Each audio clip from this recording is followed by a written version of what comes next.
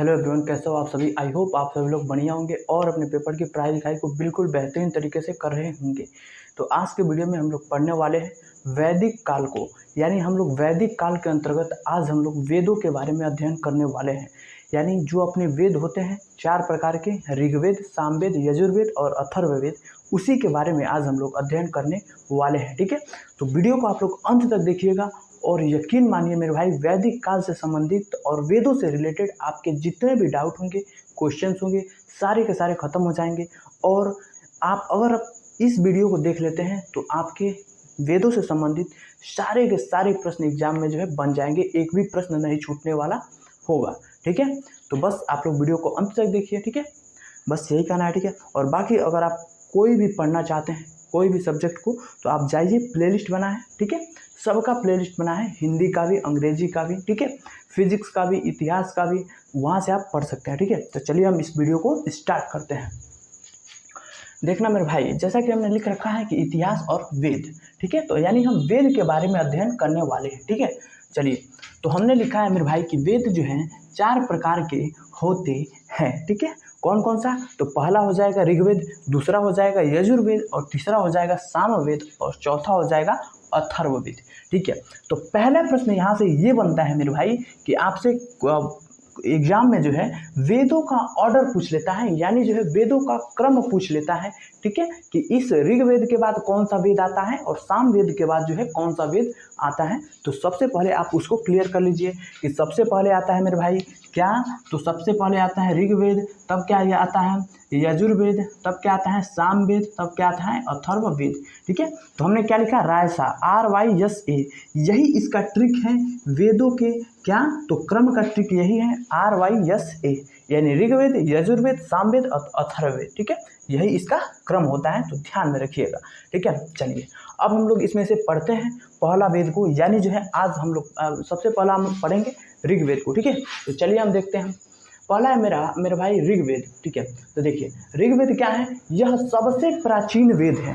ठीक है, चारों वेदों में सबसे प्राचीन वेद कौन सा है? तो ऋग्वेद है। ठीक है, चलिए अगला देखिए कि ऋग्वेद के पाठकर्ता को हम क्या कहते हैं? होत्रा या होत्री के नाम से जानते हैं। ठीक है, इसके पाठकर्ता को क्या जानते हैं? होत्रा या होत्री के नाम से। ठीक है, और इसमें किसमें? तो ऋग्वेद में पूरे के पूरे 10 मंडल हैं। कितने मंडल है मेरे भाई? तो 10 मंडल है। ठीक है, ऋग्वेद में।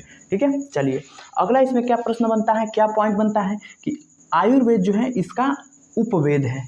ठीक है, तो प्रश्न अगर आपसे पूछ ले कि ऋग्वेद का उपवेद क्या है, तो वो कौन सा हो जाता है? आयुर्वेद हो जाता है ऋग्वेद का उपवेद। ठीक है, ध्यान में रखिएगा इन सभी बातों को। तो पहला हमारा क्लियर हो गया ऋग्वेद। ठीक है, अगला हम आते हैं यजुर्वेद पर। ठीक है, तो चलिए यजुर्वेद क्या है मेरे भाई? यह ऋग्वेद पर आधारित है। ठीक है, यजुर्वेद क्या है? ऋग्वेद पर आधारित है। मेरे भाई अगर आपसे प्रश्न पूछे कि इनमें से कौन सा वेद यजुर्वेद और ऋग्वेद पर आधारित है, तो वो आंसर का होगा यजुर्वेद होगा। ठीक है, क्लियर है। चलिए अगला आता है कि इसके पाठकर्ता को हम क्या कहते हैं? अध्वर्यु के नाम से जानते हैं। क्या जानते हैं? तो अध्वर्यु के नाम से जानते हैं। ऋग्वेद यजुर्वेद के पाठकर्ता को हम क्या कहते हैं? तो अध्वर्यु कहते हैं। ठीक है, क्लियर है। चलिए अगला देखिए, धनुर्वेद क्या है? धनुर्वेद जो है यजुर्वेद का उपवेद है। ठीक है, अगर आपसे पूछे कि यजुर्वेद का उपवेद क्या है, तो वो क्या हो जाएगा? धनुर्वेद हो जाएगा। तो धनुर्वेद क्या हो जाता है? यजुर्वेद का उपवेद हो जाता है। ठीक है, और देखिए यही एकमात्र वेद है यजुर्वेद जो 2 भागों में बटा है। ठीक है, 2 भागों में बटा है, यानी मेरे भाई क्या? तो ये 2 भागों में बटा है। पहला जो है गद्य में बटा है और दूसरा जो है पद में बटा है। ठीक है, यजुर्वेद 2 भागों में बटा है, एक गद्य में और एक पद्य में। गद्य को हम क्या कहते हैं? कृष्ण यजुर्वेद कहते हैं गद्य को, और पद्य को क्या कहते हैं मेरे भाई? तो शुक्ल यजुर्वेद कहते हैं। ठीक है, इसको क्या कह देंगे? शुक्ल यजुर्वेद। ठीक है, क्लियर है चीज़ें। चलिए अब हम देख लेते हैं एक बार और यजुर्वेद के बारे में। क्या हमने कहा? यह ऋग्वेद पर आधारित है यजुर्वेद। दूसरा क्या है? इसके पाठकर्ता को हम क्या कहते हैं? अध्वर्यु कहते हैं। और इसका धनुर्वेद क्या है? यजुर्वेद का उपवेद है। साथ साथ यह जो है 2 भागों में बटा है, पहला जो है गद्य में और दूसरा पद्य में। गद्य वाले को हम क्या कहते हैं? कृष्ण यजुर्वेद, और पद्य वाले को हम क्या कहते हैं? शुक्ल यजुर्वेद। समझ गए। चलिए अब चलिए मेरे भाई, अब अगला वेद पे आते हैं, सामवेद पर। ठीक है, तो देखिए साम का मतलब यह होता है क्या, संगीत। साम का मतलब क्या होता है मेरे भाई, संगीत। साम इज इक्वल टू क्या हो जाएगा, संगीत, ध्यान में रखना। तो सामवेद क्या है, यह संगीत से संबंधित वेद है। ठीक है, इसके पाठकर्ता को हम क्या कहते हैं, उद्गाता के नाम से जानते हैं। ठीक है, क्या जानते हैं, उद्गाता, या फिर कहीं कहीं आपको उद्गात्री भी दिख जाएगा उद्गाता के जगह पर, क्या मेरे भाई, उद्गात्री। ठीक है, तो सामवेद का क्या क्या सामवेद के पाठकर्ता को हम क्या कहेंगे, उद्गाता या फिर उद्गात्री, ध्यान में रहेगा। चलिए अगला देखते हैं कि जो गंधर्व वेद है, यह क्या है मेरे भाई, यह इसका उपवेद है। किसका उपवेद है गंधर्व वेद, तो सामवेद का उपवेद हो जाता है गंधर्व वेद। चलिए अगला देखिए, इसे क्या कहते हैं, भारतीय संगीत की जननी कहते हैं, यानी माँ कहते हैं। सामवेद को ही हम क्या कहते हैं मेरे भाई, भारतीय संगीत की जननी कहते हैं। ठीक है, तो अगर आपसे प्रश्न पूछ ले कि इनमें से किस वेद को भारतीय संगीत की जननी कहते हैं, तो आंसर आपका क्या हो जाएगा, तो सामवेद इसका जो है सही उत्तर हो जाएगा। ठीक है, देखिए जितने भी वेद में जितने सारे पॉइंट है सबको आपको नोट करते जाना है और एक बार दो बार आपको अच्छे से रिवीजन कर लेना है मेरे भाई, क्योंकि प्रश्न जो बनेंगे आपके एग्जाम में, चाहे वो बिहार पुलिस अभी रिसेंटली जो एग्जाम चल रहा है, एनटीपीसी चल रहा है, यकीन मानिए मेरे भाई आप इस वीडियो को देख कर जाइए, इसमें से प्रश्न ना फंसे तो आकर आप वीडियो में कमेंट करना कि नहीं आया था, बकवास तो कर रहा था। ठीक है, यकीन मानिए, बस आप वीडियो को अंत तक देखिए।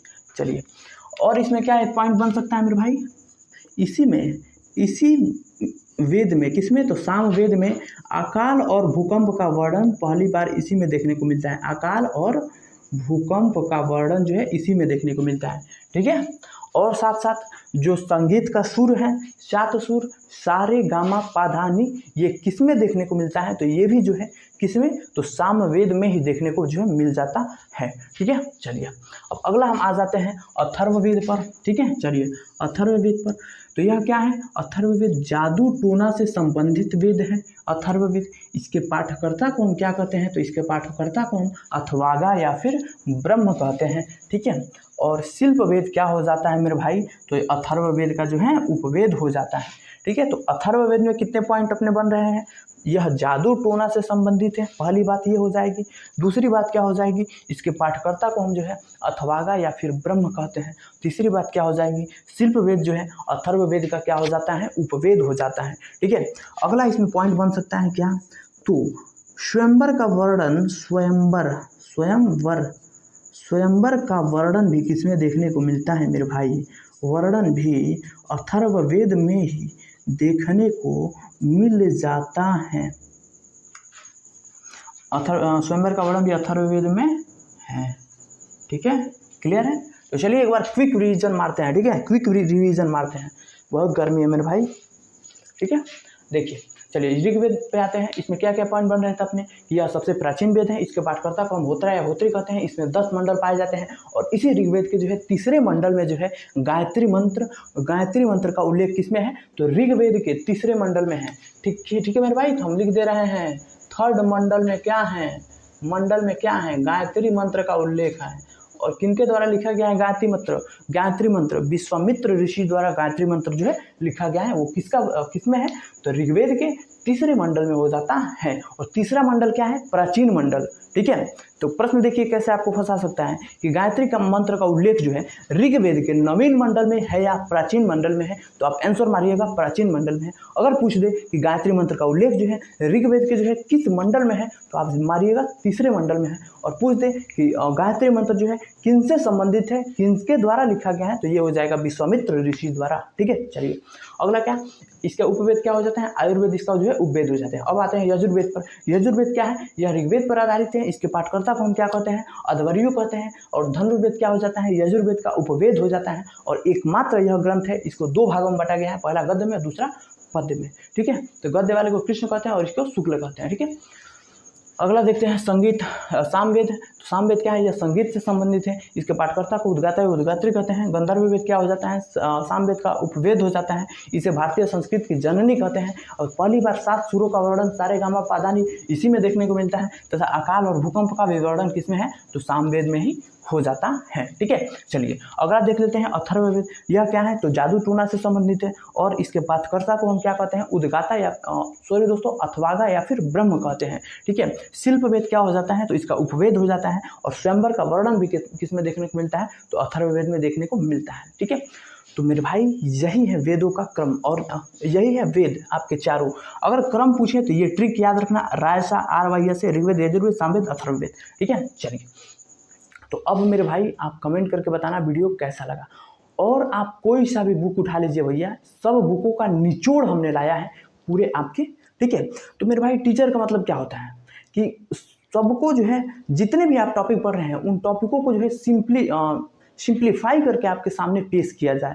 तो आज जो हमने वेद पढ़ाया आपको, तो वेद को हमने पूरे निचोड़ करके जो भी बुक में दिया है उससे कैसे आपके प्रश्न बनते हैं पूरे निचोड़ आपके सामने लाया गया है। ठीक है, तो यही होता है कि आप जो है जब पढ़ेंगे बुक में पढ़ेंगे तो बहुत सारे टिटिमा देखने को मिलेगा। और इसमें जो है टू द पॉइंट आपको जो पॉइंट बनते हैं वो हमने आपको बता दिया है और आपके पेपर में भी ये पॉइंट जो है बनेंगे। ठीक है, तो चलिए बताइएगा वीडियो कैसा लगा। बाकी चलते हैं, वीडियो को विराम करते हैं, बहुत ज़्यादा गर्मी है। ठीक है, और अगर आप नए हैं मेरे भाई तो प्लीज़ चैनल को सब्सक्राइब कर लीजिएगा, आपके सपोर्ट की बहुत ज़्यादा ज़रूरत है। और ज़्यादा से ज़्यादा दोस्तों के पास शेयर कीजिए, इस चैनल को प्यार और सपोर्ट दीजिए। ठीक है, तो फिर चलते हैं, आज के वीडियो में इतना ही। और स्क्रीनशॉट आप लेना चाहते हैं तो ले लीजिए, काफ़ी इंपॉर्टेंट है सभी पॉइंट। ठीक है, ठीक है जी, चलिए तो बताना वीडियो कमेंट करके कैसा लगा। और कोई भी प्रश्न हो तो कमेंट में नीचे लिख देना, हम उसका जवाब जरूर देंगे। और किसी भी टॉपिक पर अगर आपको वीडियो चाहिए तो कमेंट करके बताना, हम उस पर जरूर वीडियो लाएंगे। ठीक है मेरे भाई, तो चलिए बाकी फिर पढ़ते रहिए, मुस्कुराते रहिए, माता पिता का नाम रोशन करते रहिए और इस एजुकेशन साथी को प्यार और सपोर्ट देते रहिए। तब तक के लिए जय हिंद।